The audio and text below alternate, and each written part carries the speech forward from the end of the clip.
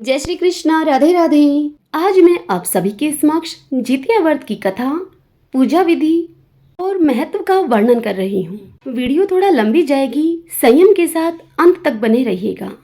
और यदि पसंद आए तो वीडियो को लाइक करें और कमेंट बॉक्स में जिमोत वाहन भगवान की जय लिखिएगा। जीवित पुत्रिका का यह व्रत आश्विन माह की कृष्ण पक्ष की अष्टमी को सौभाग्यवती स्त्रियों के द्वारा अपनी संतान की आयु, आरोग्य और उनके कल्याण हेतु किया जाता है। जीवित पुत्रिका के इस व्रत को जीवित पुत्रिका व्रत, जितिया व्रत, जिउतिया व्रत, जिमोत वाहन व्रत के नाम से भी जाना जाता है।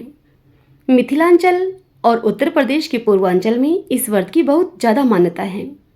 जीवित पुत्रिका का व्रत करने से अभीष्ट की प्राप्ति होती है और संतान का सर्वमंगल होता है। जिस स्त्री को संतान न हो उसे संतान की प्राप्ति होती है। यह व्रत 3 दिन किया जाता है। तीनों दिन व्रत की विधि अलग अलग होती है। पहला दिन नहाय खाई के रूप में मनाया जाता है। इस दिन जीवित पुत्रिका का व्रत पहला दिन कहलाता है। इस दिन से व्रत शुरू होता है। इस दिन महिलाएं नहाने के बाद एक बार भोजन करती हैं, फिर पूरे दिन भर कुछ नहीं खाती। दूसरा दिन खुरजितिया के नाम से जाना जाता है। इस दिन महिलाएं निर्जला व्रत करती हैं। यह दिन जितिया व्रत में विशेष होता है। व्रत के तीसरे दिन पारणा किया जाता है। यह दिन जीवित पुत्रिका व्रत का अंतिम दिन होता है। इस दिन कई लोग बहुत सी चीजें खाते हैं, लेकिन खास तौर पर इस दिन जोर भात, नौनी का साग एवं मड़वा की रोटी अथवा मरवा की रोटी दिन के पहले भोजन में ली जाती हैं। इस प्रकार से जीवित पुत्रिका का यह व्रत 3 दिवसीय उपवास के रूप में मनाया जाता है। यह नेपाल एवं बिहार में बड़े चाव से किया जाता है। जीवित पुत्रिका के व्रत का जो विशेष दिन होता है, दूसरा दिन, उस दिन महिलाएं सुबह सूर्योदय से पहले उठकर स्नान आदि करें और व्रत की पूजा का संकल्प लें। दिन भर कुछ भी खाएं पिए नहीं। शाम को गाय के गोबर से पूजा स्थल को लीप दें और मिट्टी से एक छोटा तालाब भी बना लें। इस तालाब के निकट एक पाकड़ के पेड़ की डाली लाकर खड़ी कर दें। कुशा एक प्रकार की घास होती है, उससे जीवित वाहन का पुतला बनाएं और उसकी पूजा करें। तत्पश्चात धूप, दीप, अक्षत, फूल, फल, माला आदि वहां चढ़ाएं। इसके बाद मिट्टी या गाय के गोबर से चील और सियारिन की मूर्ति बनाकर उसके माथे पर लाल सिंदूर लगाएं।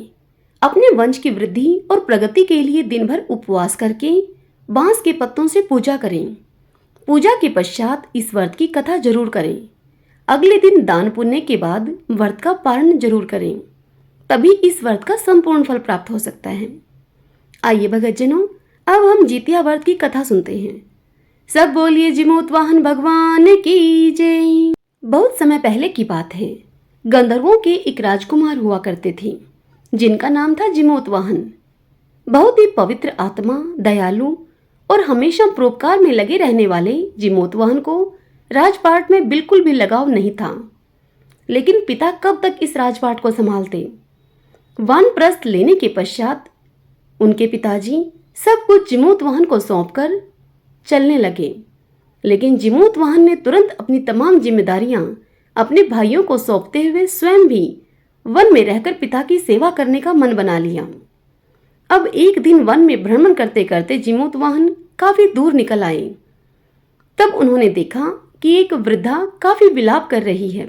जिमोत वाहन से दूसरों का दुख देखा नहीं जाता था। उस स्त्री को विलाप करती हुई देखकर जिमोत वाहन ने उस स्त्री से पूछा, हे माता, आप कौन हैं? आप इस प्रकार विलाप क्यों कर रही हैं? तब उस वृद्धा स्त्री ने कहा, मैं नागमाता हूँ। नागवंश गरुड़ से काफी परेशान है। नागवंश की रक्षा करने के लिए नागों ने गरुड़ से समझौता किया है कि वे प्रतिदिन उसे एक नाग खाने के लिए दे दिया करेंगे और इसके बदले में गरुड़ हमारा सामूहिक शिकार नहीं करेगा। किंतु आज मेरे पुत्र की बारी है। मेरे पुत्र को गरुड़ के सामने जाना है। नाग माता की इस पूरी बात को सुनकर जिमोत वाहन ने उन्हें वचन दिया कि वे उनके पुत्र को कुछ नहीं होने देंगे और उसकी जगह कपड़े में लिपटकर खुद गरुड़ के सामने उस शिला पर लेट जाएंगे जहां से गरुड़ अपना आहार उठाता है। और जिमोत वाहन ने उस स्त्री को ढाढ़स बंधाते हुए इस प्रकार ही किया। जिस वस्त्र में उस नागमाता का बालक लिपटा था उसमें जिमूतवाहन लिपट गए। जैसे ही समय हुआ पक्षीराज गरुड़ उसे लेकर उड़ गया। तत्पश्चात गरुड़राज अपने ठिकाने पर पहुंचने के पश्चात राजा के शरीर के मांस को खाने लगा। बड़े तेजस्वी गरुड़ ने बायां अंग जब खा लिया तब पासा फेरकर राजा ने दाहिने अंग को भी उसे दे दिया। यह देखकर गरुड़राज को बड़ा आश्चर्य हुआ। गरुड़राज ने राजा से पूछा कि आप देव योनियों में कौन हैं? हे वीर, आप मनुष्य नहीं हैं, अपने जन्म और कुल को कहिए। इसके बाद राजा स्वयं पीड़ा से घबराया हुआ उससे बोला, हे गरुड़राज, आप अपनी इच्छा पूर्वक भोजन कीजिए, व्यर्थ के प्रश्नों से यहाँ क्या अभिप्राय है? इस वाक्य को सुनकर गरुड़राज ने उसे खाना छोड़ दिया। फिर आग्रह पूर्वक राजा के जन्म और कुल को पूछने लगा। तब राजा बोला, मेरी माता रानी शैव्या है और पिता राजा शालिवाहन हैं। सूर्य वंश में उत्पन्न हुआ हूँ मैं राजा जिमूतवाहन हूँ। राजा जिमूतवाहन की इस दयालुता को देखकर राजा से गरुड़ जल्दी से बोलता है कि हे महाराज, जो आपके मन में हो सो आप मुझसे वर मांगिए।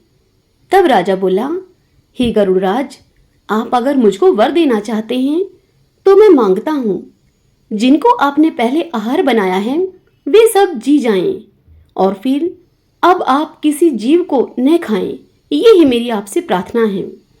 और जो जीव उत्पन्न होते हैं वे बहुत काल तक जिएं, ऐसा कोई आप उपाय कीजिए। राजा के ऐसा कहने पर आनंद के सहित वरदान देकर पक्षियों के राजा गरुड़ स्वयं राजा की इच्छा से अमृत लेने के लिए गए और अमृत लाकर पृथ्वी पर मृत शरीर और हड्डियों पर चारों तरफ से खूब बरसाया। तब वे जो खाए गए मनुष्य थे वे सब गरुड़ की प्रसन्नता से और राजा की कृपा से फिर से जी गए। राजा का शरीर पहले से दूना सुशोभित हुआ। राजा की दयालुता को देखकर फिर गरुड़ जी उनसे बोले कि दूसरा वरदान लोकहित की इच्छा से मैं स्वयं आपको देता हूँ। अश्विन माह में कृष्ण पक्ष की अष्टमी बड़ी शुभ तिथि है। सप्तमी से रहित वह आज है।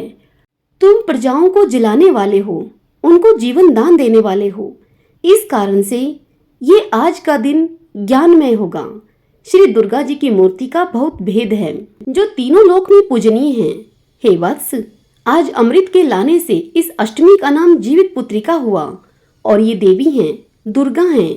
इस अष्टमी तिथि में जो भी स्त्रियां जीव पुत्रिका का पूजन करेंगी और कुश से तुम्हारा रूप बनाकर श्रद्धा और भक्ति से पूजन करेंगी, उनके सौभाग्य की वृद्धि और वंश की वृद्धि निरंतर होगी।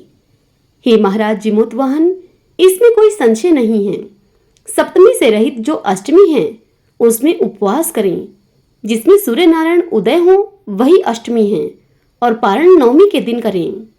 सप्तमी के सहित अष्टमी नहीं करना चाहिए, नहीं तो कोई फल नहीं होता और सौभाग्य भी निश्चय रूप से नष्ट हो जाता है। इस प्रकार गरुड़ जी राजा को वरदान देकर विष्णुपुर बैकुंठ को चले गए और राजा जिमूतवाहन भी अपनी स्त्री के साथ वापस अपने नगर को चले गए। सब बोलिए जिमूतवाहन भगवान की जय। आइए भगतजनों, अब आपको जितिया व्रत की दूसरी कथा सुनाती हूँ। नर्मदा नदी के किनारे पर एक नगर था जिसका नाम कंचनवटी था। उस नगर के राजा का नाम मलयकेतु था। नर्मदा नदी के पश्चिम में बालूघाटा नाम की एक मरुभूमि थी जिसमें एक विशाल पाकड़ के पेड़ पर एक चील रहा करती थी। उसी पेड़ के नीचे एक सियारन भी रहती थी। दोनों में पक्की मित्रता थी। दोनों ने कुछ महिलाओं को एक दिन देखकर जितिया व्रत करने का संकल्प लिया और दोनों ने भगवान श्री जिमूतवाहन की पूजा और व्रत करने का प्रण भी लिया। जिस दिन दोनों ने व्रत रखा उस दिन किसी उत्तम ब्राह्मण से दोनों ने कथा भी सुनी। अभी कथा आधी ही हुई थी कि तभी उस शहर के एक बड़े व्यापारी की मृत्यु होने के कारण उस व्यापारी के शरीर को दाह संस्कार के लिए उस मरुभूमि पर लाया गया। दूर से ही यह दृश्य देखकर चील और सियारिन अभी कथा सुन ही रही थी, किंतु सियारिन को अब भूख लगने लगी थी। मुर्दा देखकर वह सियारिन खुद को रोक न सकी। आधी कथा को ही सुनकर भूख से दुखी होकर सियारिन उस मुर्दों से भरे हुए मशान पर गई। वहीं जाकर अपनी इच्छा पूर्वक सियारिन ने मांस को खाया। किंतु चील ने इस व्रत की पूरी कथा सुनी और इस दिन निर्जल व्रत किया। दूसरे दिन प्रातःकाल होने पर गौशाला में जाकर चील ने सुगंधित युक्त सुंदर जल पिया। वहीं पर स्वस्थ चित्त से नवमी के दिन नवमी में पारण किया। कुछ दिनों के बाद दोनों ने अपने इस शरीर को छोड़ दिया। बाद में कौशलपुर में किसी धनी के घर पर संयोग से दोनों का एक ही घर में जन्म हुआ। बड़ी बहन सियारिन हुई और छोटी बहन चील हुई।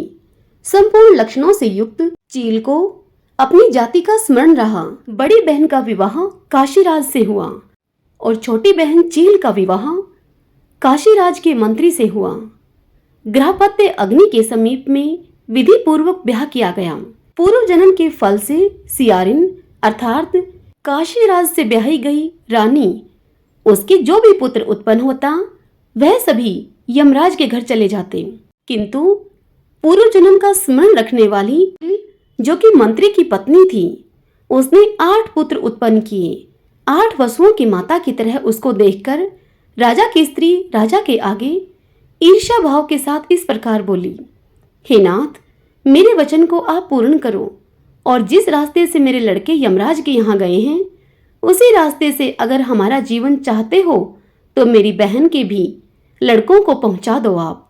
यह सुनकर राजा ने वैसा ही किया जैसा कि उसको उसकी रानी अर्थात पूर्व जन्म में जो सियारिन थी उसने कहा था करने के लिए। किंतु जीवित पुत्रिका देवी ने उन सभी पुत्रों को फिर से जला दिया, क्योंकि पूर्व जन्म में जो चील थी वह इस जन्म में भी व्रत किया करती थी जीवित पुत्रिका देवी का। एक समय वन में उनके सिर काटकर राजा ने बांस की डोरी में रखकर जीवित पुत्रिका देवी की कृपा के कारण वे सब सिर अनेक रत्नों से युक्त हो गए। बिना चोट फोट के सब जी गए। उन लड़कों को जीवित देखकर राजा की स्त्री को बड़ा ही आश्चर्य हुआ। तत्पश्चात वह रानी अपनी बहन के घर आकर उससे पूछने लगी कि तुमने कौन सा व्रत किया जिससे तुम्हारे लड़के बार बार मर के भी फिर से जी जाते हैं। यह सुनकर मंत्री की पत्नी अर्थात रानी की छोटी बहन कहने लगी कि पूर्व जन्म में मैं चील रही हूँ और आप सियारिन रही। जीवित पुत्रिका के व्रत को करती हुई तुमने अच्छी तरह से व्रत का पालन नहीं किया। उसी दोष से हे बहन तेरे लड़के नहीं जीते हैं। मेरा व्रत नष्ट नहीं हुआ था।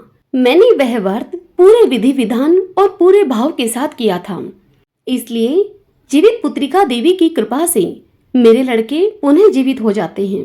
इतना कहकर मंत्री की पत्नी फिर से कहने लगी कि हे प्यारी बहन, अब तुम और राजा साहब भी इस व्रत को करो। इस व्रत के प्रभाव से तुम्हारे पुत्र जीवित रहेंगे। हे भाग्यवती, मैं सच कहती हूँ। अपनी छोटी बहन के यह वचन सुनकर काशीराज की रानी ने भी इस व्रत को किया, जिसके प्रभाव से अब काशीराज की पत्नी को जीवित पुत्र होने लगे और वह पुत्र बहुत ही सुंदर और आगे समय में चलकर वह राजा हुए, बहुत समय तक जीने वाले हुए। सूत जी अन्य ऋषियों से कहते हैं कि हे ऋषियों, पुत्रों के दीर्घायु जीवन की इच्छा वाली सभी स्त्रियां इस व्रत को करें। सब बोलिए जिमूत वाहन भगवान की जय।